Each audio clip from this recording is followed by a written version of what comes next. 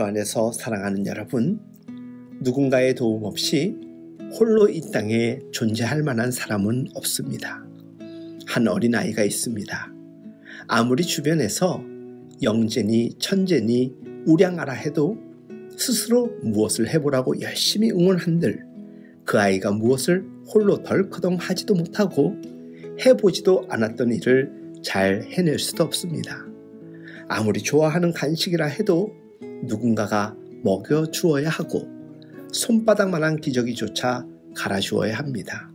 어느 것 하나 부모 도움 없이 가능한 일이 없습니다.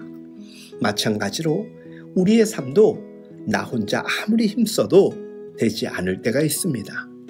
당연한 사실이지만 많은 사람이 인생은 혼자라고 생각하며 혼자 다 해결할 수 있을 것처럼 살고 혼자 다 해결해야 된다고 과도한 부담감을 당연한 것처럼 여기기도 하지만 제 뜻대로 제 능력으로 살아가는 존재는 이 땅에 없습니다.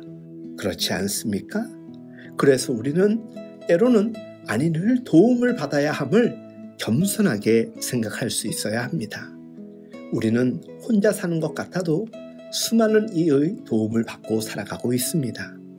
의사의 도움을 받고 특정 전문가의 도움을 받고 지나가던 사람들의 도움을 받고 누군가의 눈에 띄지 않는 배려와 친절을 받으며 날씨의 도움도 받고 우연한 만남의 기회를 통하여서도 도움을 받습니다.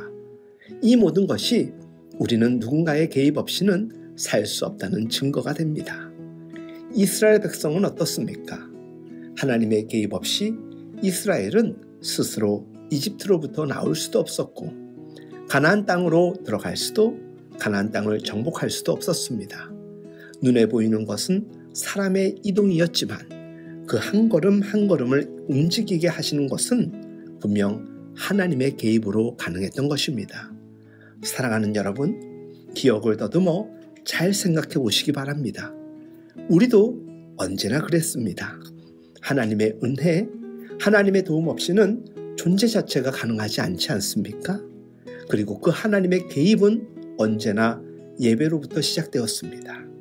하나님의 개입이 시작된 곳에서는 언제나 말씀의 은혜가 있었습니다. 하나님의 개입이 나타난 곳에 찬송이 즐거이 온몸과 마음으로 터졌습니다. 그렇습니다. 하나님의 개입은 성령의 역사로만 가능할 만한 일들로 언제나 가득했었던 것입니다. 사랑하는 여러분, 오늘도 하나님의 개입을 기대하십시오. 내 힘으로 할 수 없는 곳, 내 힘으로 할 수 없는 때 하나님의 말씀에 귀 기울이며 하나님을 기억할 수만 있어도 그분이 이미 개입하심과 그분의 일하심을 분명 경험하게 될 것입니다. 우리가 할 일은 하나님이 일하심을 믿고 전적으로 순복하는 것 외엔 없습니다. 하나님께서 다양한 방법으로 우리 삶에 개입하시는데 이를 가장 쉽게 느낄 수 있고 느껴야 하는 상황은 말씀 앞에 설 때입니다. 요한복음 1장의 선언은 말씀이 곧 하나님이시라고 전합니다. 말씀을 가까이 하며 말씀 가운데 하나님의 뜻을 품는 그것으로 하나님의 개입은 충분합니다.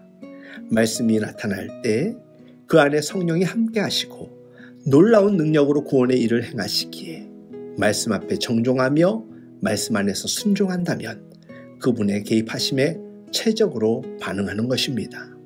사랑하는 여러분, 오늘도 말씀 가운데 함께 하시고 개입하시는 하나님을 신뢰하며 그 하나님의 뜻을 분별하며 이에 감사함으로 반응하는 우리 모두의 삶이 될 수 있길 예수님의 이름으로 축복하며 응원합니다.